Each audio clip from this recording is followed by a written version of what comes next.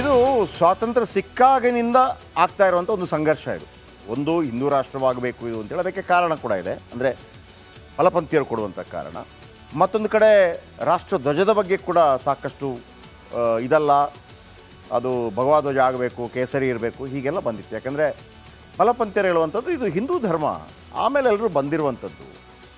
ಬಂದಿದ್ದವ್ರಿಗಾಗಿ ಒಂದು ರಾಷ್ಟ್ರ ಕೊಟ್ಟ ನಂತರ ಇನ್ನೊಂದು ರಾಷ್ಟ್ರ ಕೊಟ್ಟ ನಂತರ ಅಟ್ಲೀಸ್ಟ್ ಹಿಂದೂ ಧರ್ಮ ಅಂತ ಒಂದು ಬೇಕಲ್ಲ, ಹಿಂದೂ ರಾಷ್ಟ್ರ ಅಂತ ಒಂದು ಬೇಕಲ್ಲ ಅಂತೇಳಿ ವಾದ ಇದು ಅವತ್ತಿಂದ ಇವತ್ತಿನ ತನಕ. ಸೊ ಹಾಗಾಗಿ ಎಡಪಂಥೀಯರು ಅಥವಾ ಕಾಂಗ್ರೆಸ್ ಈ ಥರದ್ದೇನಪ್ಪ ಅಂತಂದರೆ ಹಿಂದೂ ಧಾರ್ಮಿಕ ಗ್ರಂಥಗಳು, ಮನುಸ್ಮೃತಿ, ಇದರಿಂದ ಆದಂಥ ಅನಾಹುತಗಳ ಬಗ್ಗೆ ಅವರು ಪಟ್ಟಿ ಮಾಡ್ತಾ ಹೋಗ್ತಾರೆ. ಇದರಲ್ಲಿ ವರ್ಣಾಶ್ರಮ ವ್ಯವಸ್ಥೆ ಇದೆ, ಮೇಲು ಕೀಳು ಇದೆ, ಬಾಕಿದಲ್ಲಿ ಇರೋದಿಲ್ಲ, ಜಾತ್ಯತೀತ ರಾಷ್ಟ್ರವಾಗಿರಬೇಕು, ವಗೇರೆ ವಗೇರೆ ಎಕ್ಸೆಟ್ರಾ ಎಕ್ಸೆಟ್ರಾ. ಇಡೀ ವಿಶ್ವದಲ್ಲಿ ಹಿಂದೂ ರಾಷ್ಟ್ರ ಅಂತ ಇದ್ದದ್ದು ನೇಪಾಳ ಮಾತ್ರ, ಅದು ಕೂಡ ಈಗ ಜಾತ್ಯತೀತ ರಾಷ್ಟ್ರವಾಗಿದೆ. ಅದನ್ನು ಮತ್ತೆ ಅವರು ಹಿಂದೂ ರಾಷ್ಟ್ರವನ್ನು ಮಾಡ್ಕೋತಾ ಇದ್ದಾರೆ. ಅದೊಂದೇ. ಭಾರತ ಮತ್ತು ಪಾಕಿಸ್ತಾನ ವಿಭಜನೆ ಆಗಿದ್ದು ಕೂಡ ಹಿಂದೂ ಮುಸ್ಲಿಂ ಆಧಾರದಲ್ಲಿ. ಅವರು ಮುಸ್ಲಿಂ ರಾಷ್ಟ್ರ ಮಾಡಿಕೊಂಡ್ರು.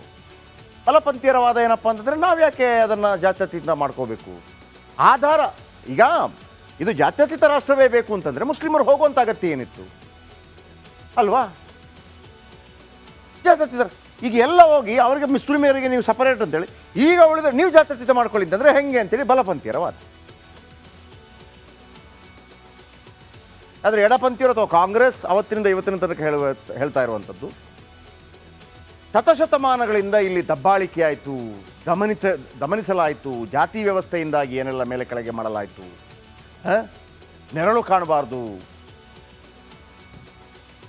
ದಲಿತರದು, ದಮನಿತರದು, ಈಗೆಲ್ಲ ಬಂತಲ್ಲ, ಇತ್ತಲ್ಲ, ನೆರಳು ಕಾಣಬಾರ್ದು, ಚಪ್ಪಲಿ ಹಾಕಬಾರ್ದು, ಅವ್ರು ಮುಟ್ಟಬಾರ್ದು, ಶಾಲೆ ಹೊರಗೆ ಕೂತ್ಕೋಬೇಕು, ದೇವಸ್ಥಾನದ ಒಳಗೆ ಬರಬಾರ್ದು,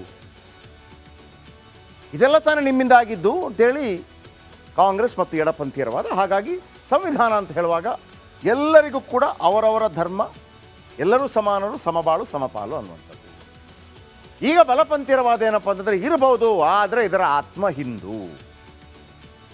ಇಷ್ಟು ಕ್ರಿಶ್ಚಿಯನ್ ರಾಷ್ಟ್ರಗಳಿದೆ, ಇಷ್ಟು ಮುಸ್ಲಿಂ ರಾಷ್ಟ್ರಗಳಿದೆ, ಇಷ್ಟು ಯಹೂದಿ ರಾಷ್ಟ್ರಗಳಿದೆ, ಇಷ್ಟು ಬೌದ್ಧಿಸಮ್ ಪಾಲಿಸುವಂಥ ರಾಷ್ಟ್ರಗಳಿದೆ, ವಿಶ್ವದಲ್ಲಿ ಒಂದು ಹಿಂದೂ ರಾಷ್ಟ್ರ ಯಾಕಿರಬಾರ್ದು? ಇದು ಚರ್ಚೆ. ನಾನಿದು ಪರ ವಿರೋಧ ಅಂತ ಹೇಳ್ತಾ ಇರೋದಲ್ಲ. ಈಗ ಇವರೇ ಒಂದು ಸಂವಿಧಾನ ಕೂಡ ರೆಡಿ ಮಾಡಿದ್ದಾರೆ. ಈಗ ಪ್ರತಿಯೊಬ್ಬ ನಾಗರಿಕನು ಸೇನೆಯಲ್ಲಿ ಸೇವೆ ಸಲ್ಲಿಸಬೇಕು ಅಂತೇಳಿ, ಇದು ಇಸ್ರೇಲಲ್ಲಿರುವಂಥ ರೀತಿ. ಪ್ರತಿಯೊಬ್ಬ ನಾಗರಿಕ ಕೂಡ ಸೇವೆಯಲ್ಲಿ ಹೆಂಗೆ ಅಂತಂದರೆ ಇಷ್ಟು ವರ್ಷ, 18ರಿಂದ 20 ವರ್ಷ, 2 ವರ್ಷ, ಅದು ಹೆಣ್ಣು ಮಕ್ಕಳಾದರೆ 1 ವರ್ಷ, ಅದು 6 ತಿಂಗಳು, ಏನೋ ಒಂದು ಪ್ರತಿಯೊಬ್ಬ ಗೊತ್ತಿರಬೇಕು. ಯುದ್ಧ ಟೈಮಲ್ಲಿ ಅವ್ರು ಬರಬೇಕು ಅಂತೇಳಿ ಇಸ್ರೇಲೆಲ್ಲ ಹಂಗಾಗತ್ತೆ. ಗಂಡು ಮಕ್ಕಳಿಗೆ 2 ವರ್ಷನೇನೋ ಸೇನೆಯಲ್ಲಿ ಕಡ್ಡಾಯವಾಗಿ ಕೆಲಸ ಮಾಡಬೇಕು, ಸಂಬಳ ಗಿಂಬಳೆಲ್ಲ ಬರುತ್ತೆ ಅವ್ರಿಗೆ. ಹೆಣ್ಣು ಮಕ್ಕಳು ಇಷ್ಟು ವರ್ಷ ಮಾಡಬೇಕು ಅಂತೇಳಿ ಅವ್ರಿಗೂ ಇದೆ. ಇದನ್ನು ತರುವಂಥದ್ದು. ಆಮೇಲೆ ಕೃಷಿ ಆದಾಯವು ತೆರಿಗೆ ವ್ಯವಸ್ಥೆಯೊಳಗೆ ಬರುವುದಿಲ್ಲ. ಕೃಷಿ ಆದಾಯ ಅದು ಈಗಲೂ ಕೂಡ ಹಂಗೇನೇ ಇದೆ. ಇನ್ನು ಏಕಪತ್ನಿತ್ವ ಮತ್ತು ಅವಿಭಕ್ತ ಕುಟುಂಬ ವ್ಯವಸ್ಥೆಗೆ ಪ್ರೋತ್ಸಾಹ. ಈಗ ಏಕಪತ್ನಿತ್ವ ಮತ್ತು ಅವಿಭಕ್ತ ಕುಟುಂಬ ವ್ಯವಸ್ಥೆಗೆ ಪ್ರೋತ್ಸಾಹ ಅಂತ ಹೇಳಿದಾಗ ಇಲ್ಲಿ ಇದು ಮುಸ್ಲಿಮರನ್ನು ಟಾರ್ಗೆಟ್ ಮಾಡಿದ್ರೇನೋ, ಅವರಲ್ಲಿ ಬಹುಪತ್ನಿತ್ವ ಇದೆ, ಹಿಂಗೆಲ್ಲ ಬರುತ್ತೆ. ಬಟ್ ಇತ್ತೀಚಿನ ದಿನಮಾನಗಳಲ್ಲಿ ಮುಸ್ಲಿಮರಲ್ಲಿ ಕೂಡ ಬಹುಪತ್ನಿತ್ವಗಳು ಭಾಳ ಕಡಿಮೆ ಆಗಿದೆ. ಕೆಲವು ಸ್ವಲ್ಪ ರೂರಲ್ ಪ್ರದೇಶಗಳಲ್ಲಿರ್ಬೋದು ಬಿಟ್ಟರೆ ಮಾಡರ್ನ್ ಮುಸ್ಲಿಮ್ಸ್ ಅದನ್ನು ಮಾಡೋಕ್ಕೆ ಹೋಗಲ್ಲ. ಬಟ್ ತಲಾಖಗಳಿದೆ. ಇನ್ನು ಹಿಂದೂ ಧರ್ಮ ಹಾಗೂ ದೇಶದಲ್ಲಿ ಜಾತಿ ಪದ್ಧತಿ ರದ್ದು. ಇದು ಜಾತಿ ಪದ್ಧತಿ ಅಂದರೆ ಅದು ಹೆಂಗೆ ಅಂತ ಗೊತ್ತಿಲ್ಲ. ಅಂದರೆ ಬ್ರಾಹ್ಮಣ, ವೈಶ್ಯ, ದಲಿತ, ಆಮೇಲೆ ಎಲ್ಲರೂ ಸೇಮ, ಹೆಂಗೆ ಗೊತ್ತಿಲ್ಲ. ಹಿಂದೂ ಧರ್ಮ ಹಾಗೂ ದೇಶದಲ್ಲಿ ಜಾತಿ ಪದ್ಧತಿ ರದ್ದು, ಇದು ಏನು ಚರ್ಚೆ ಆಗುತ್ತೋ ಗೊತ್ತಿಲ್ಲ. ಆಮೇಲೆ ಹಿಂದೂ ನ್ಯಾಯಾಂಗ ವ್ಯವಸ್ಥೆ ಜಾರಿಯಾಗಬೇಕು. ಈಗ ಸೌದಿ ಅರೇಬಿಯಾದಲ್ಲಿ ಮತ್ತೊಂದು ಕಡೆ ಎಲ್ಲ ಶರಿಯಾ ಕಾನೂನಿದೆ, ಮುಸ್ಲಿಂ ಕಾನೂನು. ಇಲ್ಲ ಕದ್ದರೆ ಕೈ ಕಡಿಬೇಕು, ಇದು ಮಾಡಿದ್ರೆ ಹಿಂಗೆ ಮಾಡಬೇಕು, ಕಲ್ಲು ಹೊಡಿಬೇಕು, ಹಿಂಗೆಲ್ಲ. ಹಿಂದೂ ನ್ಯಾಯಾಂಗ ವ್ಯವಸ್ಥೆ ಹಂಗೇನಾದರೂ ಇದೆಯಾ? ಅದು ಕೂಡ ಚರ್ಚೆ ಆಗಬೇಕು, ನೋಡೋಣ ಏನಾಗುತ್ತೆ ಅಂತೇಳಿ. ಆಮೇಲೆ ದೇಶದಲ್ಲಿ ತ್ವರಿತ ನ್ಯಾಯದಾನ ವ್ಯವಸ್ಥೆ ಇರಲಿದೆ. ಇದು ಇದು ಇದು ಈಗಲಾಗಲಿ ಆಗಲಾಗಲಿ ಯಾವತ್ತಾದರೂ ಇದು ಇರಲೇಬೇಕು, ಆಯಿತಾ? ವ್ಯಕ್ತಿತ್ವ ಬದಲಾವಣೆ ಶಿಕ್ಷಣದ ಶಿಕ್ಷೆಯ ಮುಖ್ಯ ಉದ್ದೇಶ. ವ್ಯಕ್ತಿತ್ವ ಬದಲಾವಣೆ, ಬದಲಾವಣೆ ಆಗಬೇಕು ಅವನ ವ್ಯಕ್ತಿತ್ವದಲ್ಲಿ. ಶಿಕ್ಷೆ ಕೊಟ್ಟರೆ ಸುಳ್ಳು ಆರೋಪ ಮಾಡೋರಿಗೂ ಶಿಕ್ಷೆ ಕೊಡಬೇಕು. ಆರೋಪ ಮಾಡಿಬಿಡೋದು, ಅವ್ರು ಕದ್ದಿದ್ದಾರೆ, ಮಾಡ್ಕೊಳ್ಳಿ, ಈ ರಾಜಕಾರಣಿಗಳಲ್ವ. ನಾನು ಹೇಳ್ತೇನೆ, ಇದರ ಮೇಲೆ ಅಂತಾರಾಷ್ಟ್ರೀಯ ಕೈವಾಡ ಇದೆ. ಎಲ್ಲಿ ಕೈವಾಡ ಇದೆ? ತನಿಖೆ ಮಾಡಿ. ಅದಕ್ಕೂ ಇಲ್ಲ. ಶಿಕ್ಷೆ ಕೊಡಬೇಕು. ದೇಶದಲ್ಲಿ ಮತ್ತೊಮ್ಮೆ ಗುರುಕುಲ ಪದ್ಧತಿ ಜಾರಿ ಮಾಡ್ತೀವಿ ಅಂತ. ಈ ಹಿಂದೆ ಏನಿತ್ತು, ಗುರುಕುಲ ಪದ್ಧತಿ ಜಾರಿ ಮಾಡಿದಾಗ ಎಲ್ಲ ಸಮುದಾಯದವ್ರಿಗೂ ನೀವು ಕೊಡ್ತಾ ಇದ್ರಾ ಗುರುಕುಲದಲ್ಲಿ ಅಂತ ಪ್ರಶ್ನೆ. ಈ ಏಕಲವ್ಯನ ಸ್ಟೋರಿ ಎಲ್ಲ ಬರುತ್ತಲ್ಲ, ಏಕಲವ್ಯ ಅರ್ಜುನ ಬಳಿ ಬಂದ, ಕೊಡಲಿಲ್ಲ.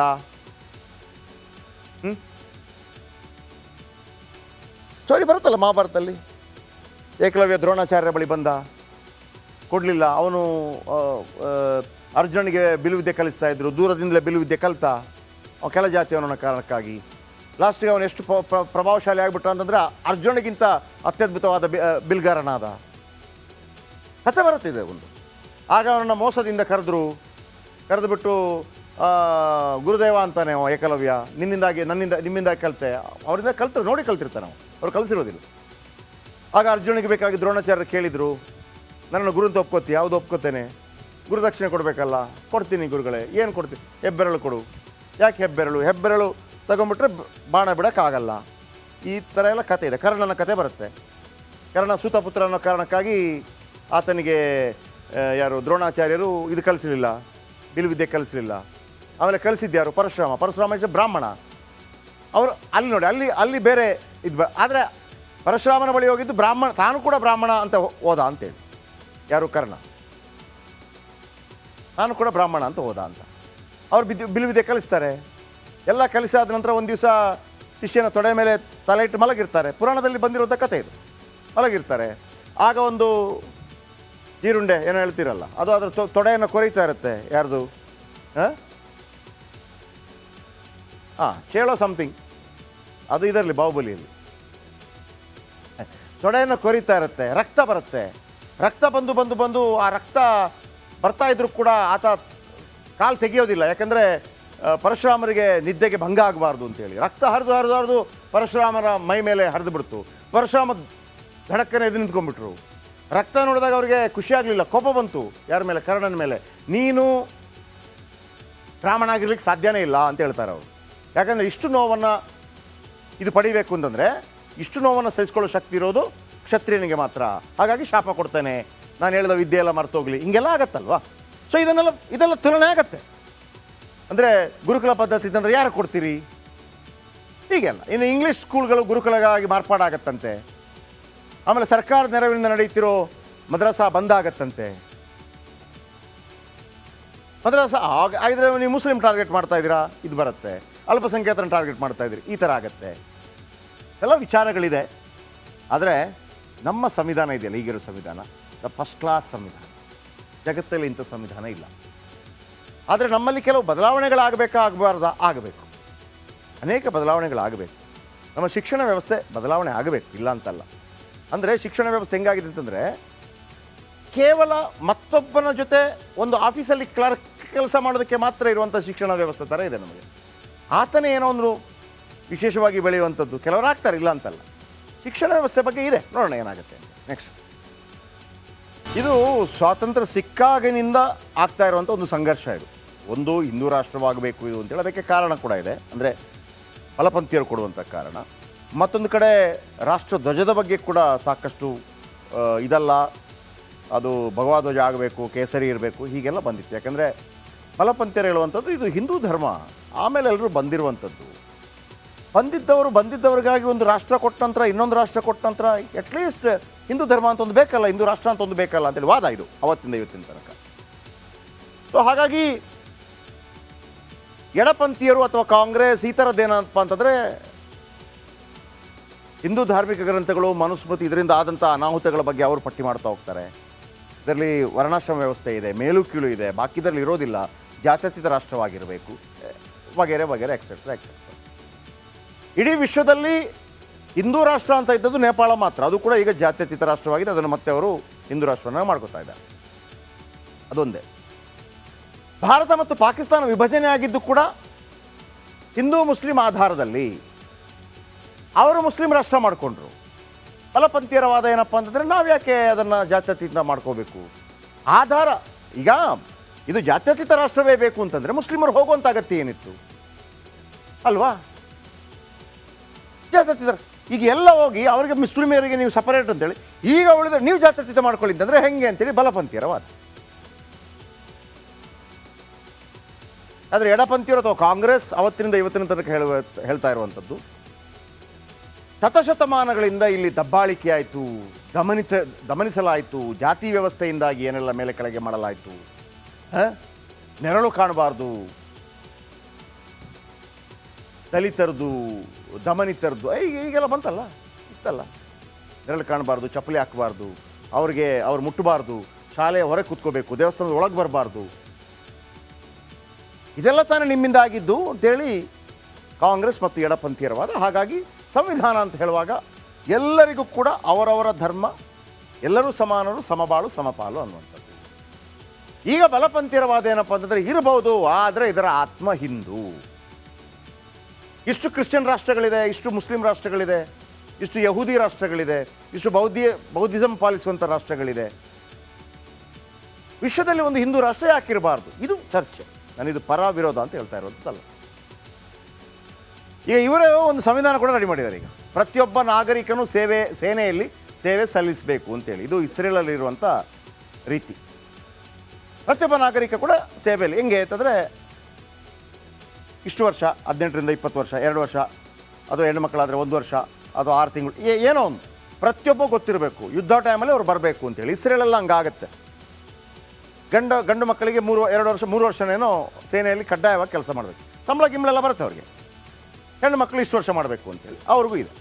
ಇದನ್ನು ತರುವಂಥದ್ದು ಅಂತೇಳಿ. ಆಮೇಲೆ ಕೃಷಿ ಆದಾಯವು ತೆರಿಗೆ ವ್ಯವಸ್ಥೆಯೊಳಗೆ ಬರುವುದಿಲ್ಲ. ಕೃಷಿ ಆದಾಯ ಅದು ಈಗಲೂ ಕೂಡ ಹಂಗೇನೇ ಇದೆ. ಇನ್ನು ಏಕಪತ್ನಿತ್ವ ಮತ್ತು ಅವಿಭಕ್ತ ಕುಟುಂಬ ವ್ಯವಸ್ಥೆಗೆ ಪ್ರೋತ್ಸಾಹ. ಈಗ ಏಕಪತ್ನಿತ್ವ ಮತ್ತು ಅವಿಭಕ್ತ ಕುಟುಂಬ ವ್ಯವಸ್ಥೆಗೆ ಪ್ರೋತ್ಸಾಹ ಅಂತ ಹೇಳಿದಾಗ ಇಲ್ಲಿ ಇದು ಮುಸ್ಲಿಮರನ್ನು ಟಾರ್ಗೆಟ್ ಮಾಡಿದ್ರೇನೋ, ಅವರಲ್ಲಿ ಬಹುಪತ್ನಿತ್ವ ಇದೆ, ಹಿಂಗೆಲ್ಲ ಬರುತ್ತೆ. ಬಟ್ ಇತ್ತೀಚಿನ ದಿನಮಾನಗಳಲ್ಲಿ ಮುಸ್ಲಿಮರಲ್ಲಿ ಕೂಡ ಬಹುಪತ್ನಿತ್ವಗಳು ಭಾಳ ಕಡಿಮೆ ಆಗಿದೆ. ಕೆಲವು ಸ್ವಲ್ಪ ರೂರಲ್ ಪ್ರದೇಶಗಳಲ್ಲಿರ್ಬೋದು ಬಿಟ್ಟರೆ ಮಾಡರ್ನ್ ಮುಸ್ಲಿಮ್ಸ್ ಅದನ್ನು ಮಾಡೋಕ್ಕೆ ಹೋಗಲ್ಲ. ಬಟ್ ತಲಾಖಗಳಿದೆ. ಇನ್ನು ಹಿಂದೂ ಧರ್ಮ ಹಾಗೂ ದೇಶದಲ್ಲಿ ಜಾತಿ ಪದ್ಧತಿ ರದ್ದು. ಇದು ಜಾತಿ ಪದ್ಧತಿ ಅಂದರೆ ಅದು ಹೆಂಗೆ ಅಂತ ಗೊತ್ತಿಲ್ಲ. ಅಂದರೆ ಬ್ರಾಹ್ಮಣ, ವೈಶ್ಯ, ದಲಿತ, ಆಮೇಲೆ ಎಲ್ಲರೂ ಸೇಮ, ಹೆಂಗೆ ಗೊತ್ತಿಲ್ಲ. ಹಿಂದೂ ಧರ್ಮ ಹಾಗೂ ದೇಶದಲ್ಲಿ ಜಾತಿ ಪದ್ಧತಿ ರದ್ದು. ಇದು ಏನು ಚರ್ಚೆ ಆಗುತ್ತೋ ಗೊತ್ತಿಲ್ಲ. ಆಮೇಲೆ ಹಿಂದೂ ನ್ಯಾಯಾಂಗ ವ್ಯವಸ್ಥೆ ಜಾರಿಯಾಗಬೇಕು. ಈಗ ಸೌದಿ ಅರೇಬಿಯಾದಲ್ಲಿ ಮತ್ತೊಂದು ಕಡೆ ಎಲ್ಲ ಶರಿಯಾ ಕಾನೂನಿದೆ, ಮುಸ್ಲಿಂ ಕಾನೂನು. ಇಲ್ಲ ಕದ್ದರೆ ಕೈ ಕಡಿಬೇಕು, ಇದು ಮಾಡಿದ್ರೆ ಹಿಂಗೆ ಮಾಡಬೇಕು, ಕಲ್ಲು ಹೊಡಿಬೇಕು, ಹಿಂಗೆಲ್ಲ. ಹಿಂದೂ ನ್ಯಾಯಾಂಗ ವ್ಯವಸ್ಥೆ ಹಂಗೇನಾದರೂ ಇದೆಯಾ? ಅದು ಕೂಡ ಚರ್ಚೆ ಆಗಬೇಕು, ನೋಡೋಣ ಏನಾಗುತ್ತೆ ಅಂತೇಳಿ. ಆಮೇಲೆ ದೇಶದಲ್ಲಿ ತ್ವರಿತ ನ್ಯಾಯದಾನ ವ್ಯವಸ್ಥೆ ಇರಲಿದೆ. ಇದು ಇದು ಇದು ಈಗಲಾಗಲಿ ಆಗಲಾಗಲಿ ಯಾವತ್ತಾದರೂ ಇದು ಇರಲೇಬೇಕು. ಆಯಿತಾ? ವ್ಯಕ್ತಿತ್ವ ಬದಲಾವಣೆ ಶಿಕ್ಷಣದ ಶಿಕ್ಷೆಯ ಮುಖ್ಯ ಉದ್ದೇಶ. ವ್ಯಕ್ತಿತ್ವ ಬದಲಾವಣೆ, ಬದಲಾವಣೆ ಆಗಬೇಕು ಅವನ ವ್ಯಕ್ತಿತ್ವದಲ್ಲಿ.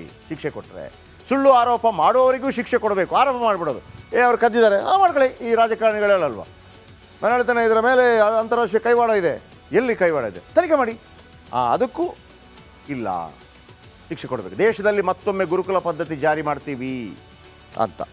ಈ ಹಿಂದೆ ಏನಿತ್ತು ಗುರುಕುಲ ಪದ್ಧತಿ ಜಾರಿ ಮಾಡಿದಾಗ ಎಲ್ಲ ಸಮುದಾಯದವ್ರಿಗೂ ನೀವು ಕೊಡ್ತಾ ಇದ್ರಾ ಗುರುಕುಲದಲ್ಲಿ ಅಂತ ಪ್ರಶ್ನೆ.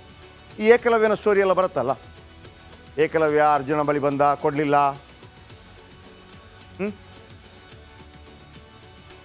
ಸ್ಟೋರಿ ಬರುತ್ತಲ್ಲ ಮಹಾಭಾರತದಲ್ಲಿ.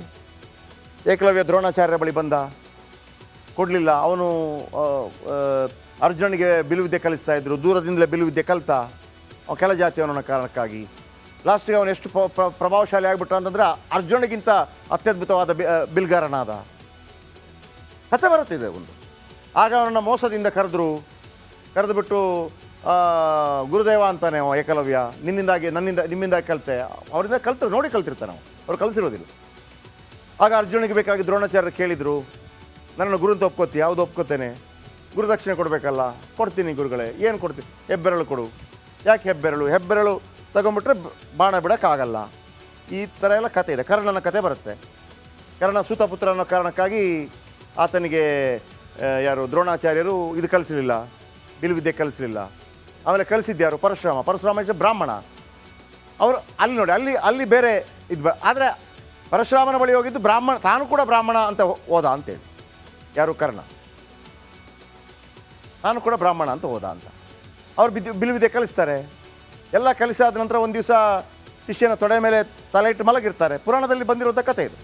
ಮಲಗಿರ್ತಾರೆ, ಆಗ ಒಂದು ಜೀರುಂಡೆ ಏನೋ ಹೇಳ್ತೀರಲ್ಲ, ಅದು ಅದರ ತೊಡೆಯನ್ನು ಕೊರೀತಾ ಇರುತ್ತೆ. ಯಾರ್ದು?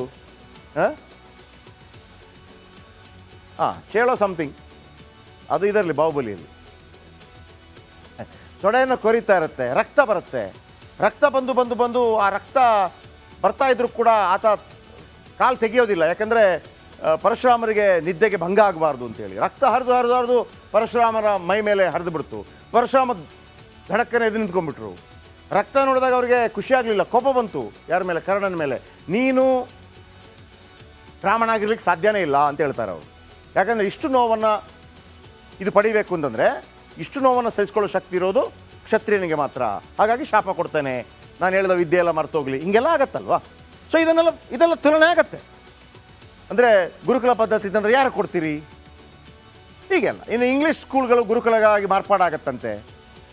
ಆಮೇಲೆ ಸರ್ಕಾರದ ನೆರವಿನಿಂದ ನಡೆಯುತ್ತಿರೋ ಮದ್ರಸಾ ಬಂದಾಗತ್ತಂತೆ. ಮದ್ರಸಾ ಆಗಿದ್ರೆ ನೀವು ಮುಸ್ಲಿಂ ಟಾರ್ಗೆಟ್ ಮಾಡ್ತಾ ಇದ್ದೀರಾ, ಇದು ಬರುತ್ತೆ.